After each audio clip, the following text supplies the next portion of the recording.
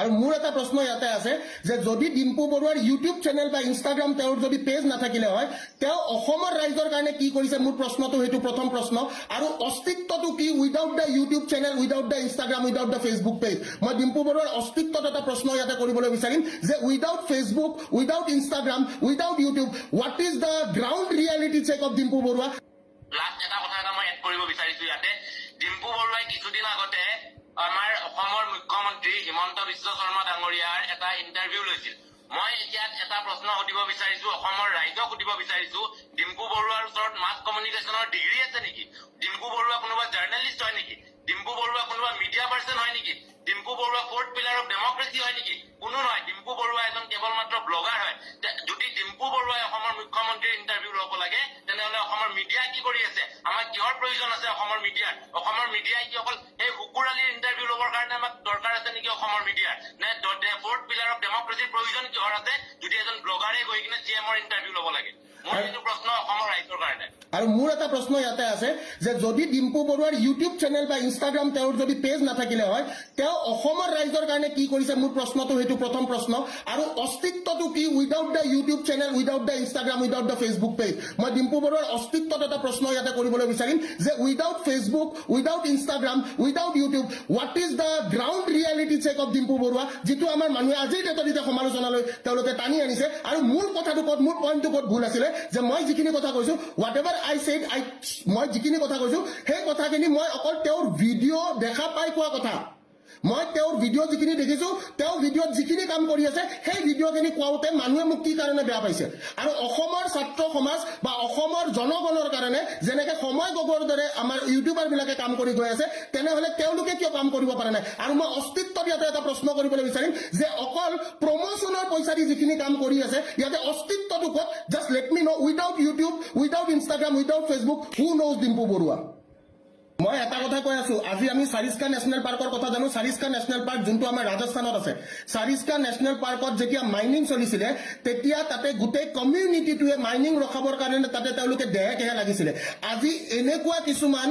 তথাকথিত ইউটিউবাৰক ব্যৱহাৰ কৰি কিনে এটা ভুৱা নিউজ বা ভুৱা প্ৰচাৰ এটা কৰিবলৈ কিয় চেষ্টা কৰা হৈছে কি কাৰণত যদি আজি দিহিং পাটকাইত মাইনিং হৈছে সেই দিহিং পাটকাইত প্ৰকৃত সত্যটো তেওঁলোকে ওলাই দেখাবলৈ লাগিছিলে কিন্তু তেওঁলোকে প্ৰকৃত সত্য এটা ওলাই নেদেখি এটা মিছা স্বৰূপ এটা তেওঁলোকে এটা ঢাক দিবলৈ চেষ্টা কৰিছিলে য'ত ডিম্পু বৰুৱাৰ অৱদান আছিলে আৰু ডিম্পু বৰুৱাই কৈছে যে দিহিং পাটকাইত কোনো ধৰণৰ মাইনিং হোৱা নাই তে এনেকুৱা তদন্ত হ'ব লাগে এইবোৰ বস্তু তদন্ত হ'ব লাগে যে কেনেকৈ এজন ইউটিউবাৰে এটা মিছা কথা তেওঁলোকে আমাৰ অসমৰ ৰাইজৰ অসমৰ জনগণক এটা মিছা তথ্য তেওঁ দিবলৈ চেষ্টা কৰিছে ঠিক আছে ইয়াতে কিছুমানে ক'ব পাৰে ভিক্টৰ দাসে অমুক কৰিছে ভিক্টৰ দাস মোদাহী ভিক্টৰ দাস বেয়া মানুহ ভিক্টৰ দাস সঁচাকে বেয়া মানুহ ভিক্টৰ দাসে নিজে লাইভত কয় ভিক্টৰ দাস মোদাহী ভিক্টৰ দাসে একচেপ্ট কৰে কিন্তু আজিৰ ডেটত মই এটা কথা কওঁ ভিক্টৰ দাসে কোনো কমিউনিটিক কণ্টেণ্ট বনাবলৈ চেষ্টা কৰা নাই ভিক্টৰ দাসে কোনো এটা কমিউনিটিক লৈ যেনেকে LGBTQ কমিউনিটি এটা হওক বা যিকোনো এটা কমিউনিটিক লৈ ভিক্টৰ দাসে কিন্তু কণ্টেণ্ট ক্ৰিয়েট কৰিবলৈ চেষ্টা কৰা নাই মই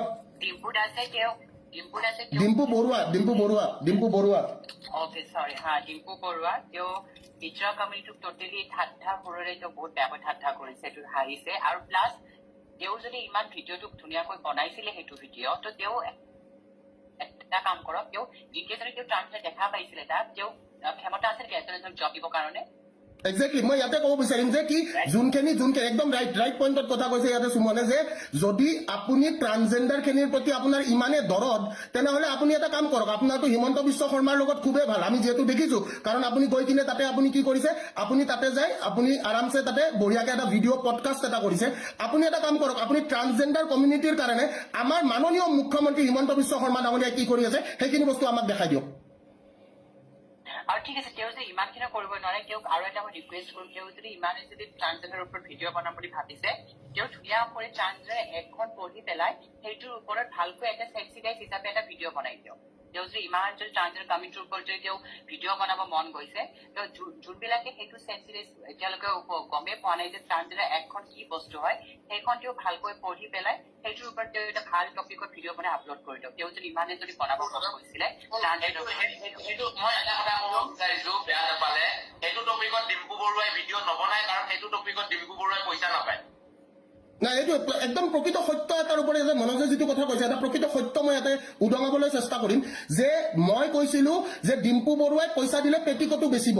ঠিক আছে এই কথাষাৰ মই কৈছিলো কিন্তু সেইটো আজি অসমৰ জনগণই দেখা পাইছে নে নাই পোৱা যে ডিম্পু বৰুৱাই এটা কেক কাটা ভিডিঅ' ফিটা কাটা ভিডিঅ' ডিম্পু বৰুৱাৰ কিন্তু ব্লগত তেওঁৰ চেনেলত আমি দেখিবলৈ পাইছো কিন্তু তেওঁ আহিব লগা প্ৰজন্মৰ কাৰণে ঠিক আছে তেওঁ আহিব লগা প্ৰজন্ম আৰু ইনফেক্ট মই এইখিনিয়ে কৈ আছো আজি ডিম্পু বৰুৱাই কেইদিনমান আগতে সমালোচনা তেওঁ হৈছিলে য'ত ডিম্পু বৰুৱাই কৈছিলে তেওঁ আহোমৰ ওপৰত কিছুমান মিছ ইনফৰমেশ্যন তেওঁ স্প্ৰেড কৰিছিলে তাৰ মানে আমি ইয়াতে এতিয়া এই ইউটিউবাৰ বিলাকৰ তেওঁলোকৰ একচুৱেলি তেওঁলোকৰ পঢ়া শুনাৰ ডিগ্ৰীটোৰ ওপৰত অকণমান কথা পাতিব পাৰো নেকি যিহেতুকে এডুকেশ্যনৰ ৰিলেটেড এডুকেশ্যনৰ লগত মই জড়িত হৈ আছো আজি হঠাতে এটা সেন্সেশ্যন বনি কিনে তেওঁ কেইদিনমান আগতে তেওঁ নিজে আহোমৰ ওপৰত এটা ভুল ভিডিঅ' বনাইছে য'ত তেওঁ প্ৰতিক্ৰিয়া দিছিলে তেওঁ ক্ষমা খুজিছিলে তাৰ মানে কি যে যি টি কণ্টেণ্ট বনাই নিজকে ভাইৰেল কৰিবলৈ চেষ্টা কৰি একো লাভ নাই ঠিক আছে আৰু মোৰ এটাই কথা মই উইদাউট ষ্টাডি একো কামেই নকৰো